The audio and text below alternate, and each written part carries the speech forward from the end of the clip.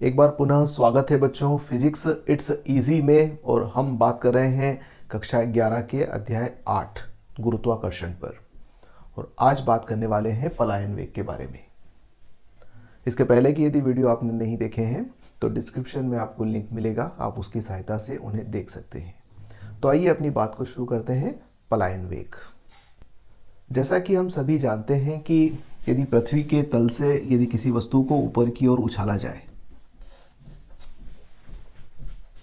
किसी भी वस्तु को हम ऊपर फेंकते हैं तो वो ऊपर जाती है, उसका वेग धीरे धीरे कम होता है और एक स्थिति में पहुंचकर उसका वेग शून्य हो जाता है और वो वापस से लौट आती है।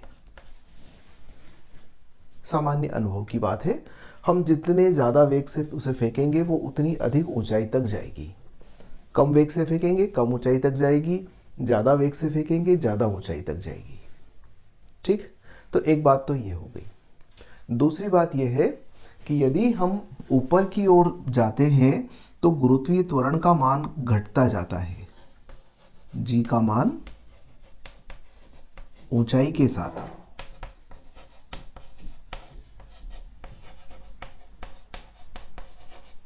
कम होता है।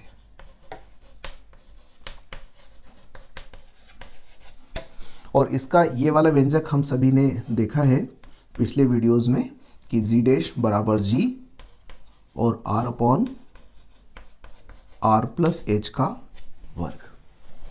अर्थात ऊंचाई के साथ साथ जी के मान में किस प्रकार से कमी होती है हम इस सूत्र की सहायता से ज्ञात कर सकते हैं।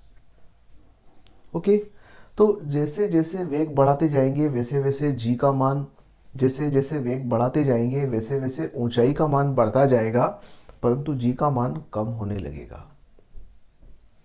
एक स्थिति ऐसी भी आ सकती है कि यदि वस्तु बहुत ऊपर चली गई और वहां पर जी का मान शून्य हो गया या लगभग शून्य हो गया तो उसको वापस से आकर्षित करने वाला कोई नहीं बचेगा। अर्थात जैसे जैसे वस्तु ऊपर उठेगी ऊपर जाएगी उस पर गुरुत्वीय बल का मान कम होता जाएगा कम होता जाएगा। तो पृथ्वी के निकट गुरुत्वाकर्षण अधिक है और पृथ्वी से काफी दूरी पर गुरुत्वाकर्षण का मान कम हो जाता है। अब अपन परिभाषा पर बात कर लेते हैं कि पलायन वेग से क्या तात्पर्य है। तो ये मेरी भूमिका थी। यदि किसी वस्तु को उस वेग से फेंका जाए कि वह ऊपर चली जाए चली जाए चली जाए और गुरुत्वीय क्षेत्र के बाहर चली जाए। गुरुत्वीय क्षेत्र से तात्पर्य यह है कि वह क्षेत्र जहां तक पृथ्वी किसी वस्तु को अपनी ओर आकर्षित करती है वो पृथ्वी का गुरुत्वीय क्षेत्र कहलाता है। तो यदि किसी वस्तु को हमने इतने वेग से ऊपर की ओर उछाल दिया कि वो ऊपर चली गई चली गई चली गई और पृथ्वी के गुरुत्वीय क्षेत्र की सीमा को उसने पार कर लिया या उसको अप्रोच कर लिया, तो क्या होगा, वहां पहुंचने के बाद में उस पर कोई गुरुत्वाकर्षण बल क्रियाशील नहीं है और गुरुत्वाकर्षण बल क्रियाशील नहीं है तो वो वस्तु वापस से लौटकर नहीं आएगी। अर्थात परिभाषा क्या होगी पलायन वेग की कि वह न्यूनतम आवश्यक वेग जिससे किसी वस्तु को ऊपर की ओर उछालने पर वह गुरुत्वीय क्षेत्र के बाहर चली जाती है और पुनः लौटकर पृथ्वी पर नहीं आती है, उस वस्तु के वेग को पलायन वेग कहते हैं, जिसको इंग्लिश में एस्केप वेलोसिटी कहा जाता है। तो ये तो हो गई पलायन वेग की बात कि पलायन वेग होता क्या है। तो मैं उम्मीद करता हूं कि आपको पलायन वेग की पूरी बात समझ में आ गई होगी कि किसी भी वस्तु को ऊपर की ओर उछालेंगे तो वो ऊपर जाएगी ऊपर जाएगी ऊपर जाएगी और इतनी ऊपर चली जाए कि वो वापस लौट कर ही नहीं आ पाए। तो उस वेग को जिससे हमने उसे उछाला था वो उसका पलायन वेग कहलाएगा। अब आइए पलायन वेग की गणना कैसे की जाती है इस पर बात करते हैं। तो पलायन वेग की गणना करने के लिए हमें पिछले वीडियो में जो बात की थी वो थी कि गुरुत्वीय स्थितिज ऊर्जा।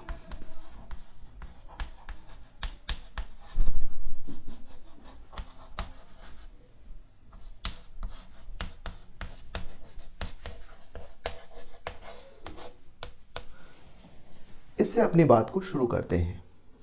तो पृथ्वी के निकट गुरुत्वीय स्थितिज ऊर्जा का मान, पृथ्वी के केंद्र से r दूरी पर गुरुत्वीय स्थितिज ऊर्जा का मान Gm बटे स्मॉल r से प्रकट किया जाता है।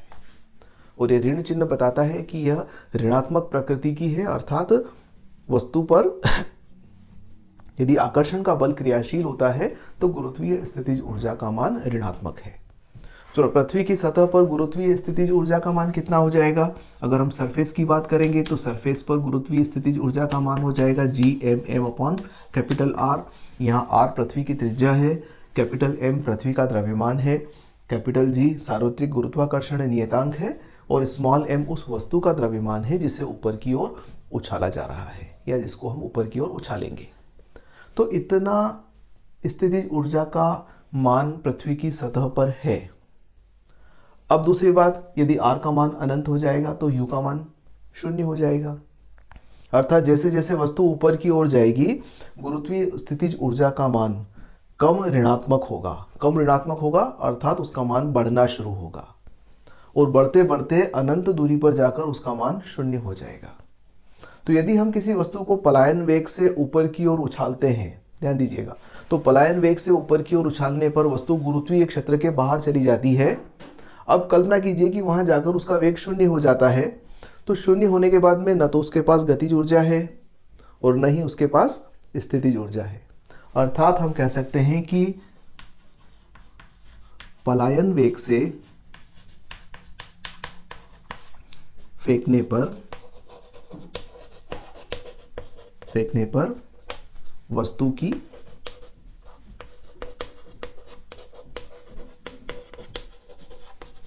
कुल ऊर्जा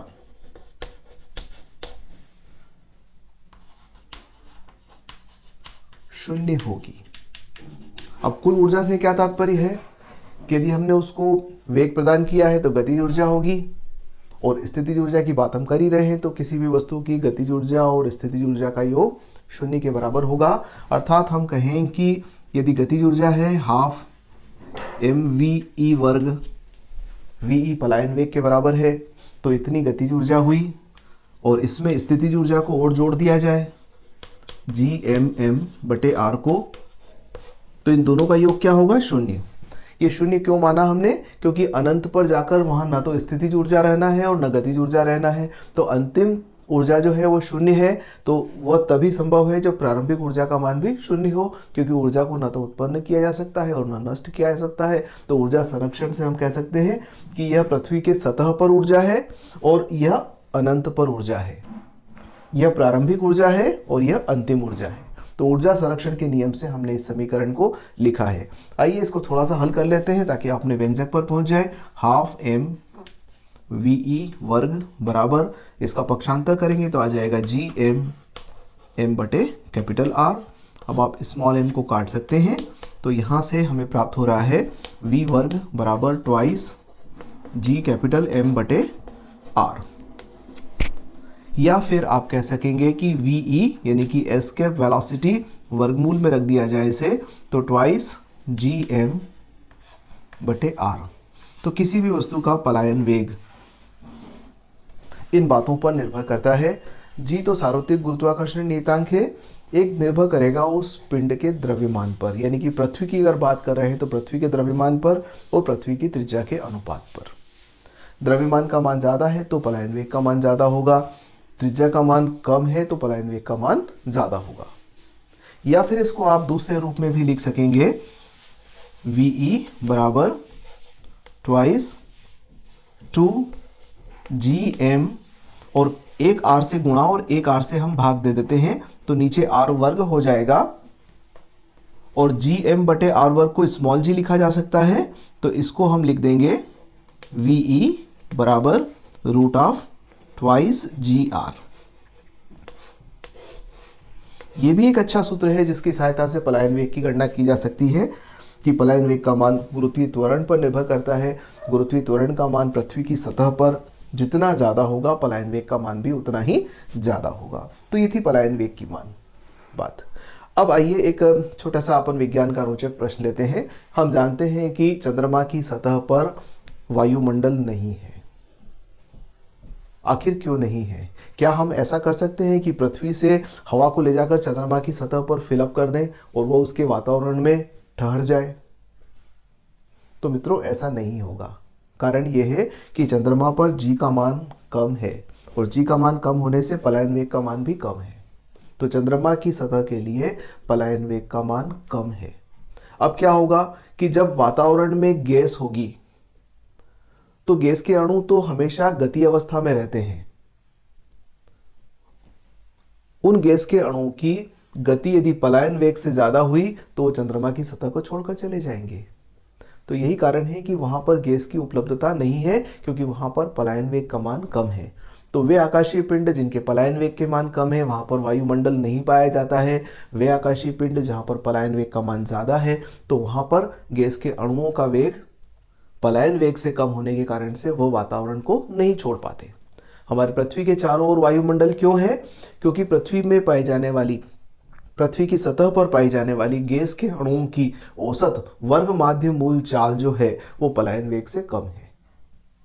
पृथ्वी के वातावरण का ताप इतना ही है कि गैस के अणुओं की चाल पलायन वेग से कम रहती है, और इस कारण से पृथ्वी पर वायुमंडल पाया जाता है। एक बात और, पृथ्वी के वायुमंडल में हाइड्रोजन गैस नहीं के बराबर है। उसका भी कारण पलायन वेग है, क्योंकि हाइड्रोजन का परमाणु जो है वो बहुत छोटा परमाणु है, और छोटा परमाणु होने के कारण से उसका वेग ज्यादा होता है। उसका वेग पलायन वेग से ज्यादा होने के कारण से वह वायुमंडल को छोड़कर ऊपर चला जाता है।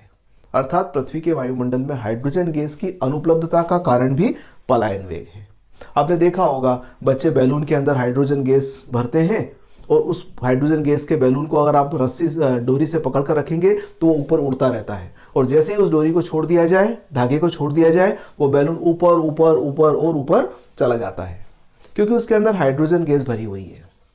और हाइड्रोजन गैस हल्की होने के कारण से ऊपर उठती है, और वो बैलून जब ऊपर जाके बस्ट होता है, ऊपर जाएगा वातावरण का ताप से, तो बस्ट होने के बाद में हाइड्रोजन गैस रिलीज हो जाएगी और वो वातावरण में ऊपर की ओर चली जाएंगी। तो इस प्रकार से पलायन वेग का हमारे दैनिक जीवन में बहुत महत्व है। इस वीडियो में इतना ही, अगले वीडियो में फिर मिलते हैं। धन्यवाद।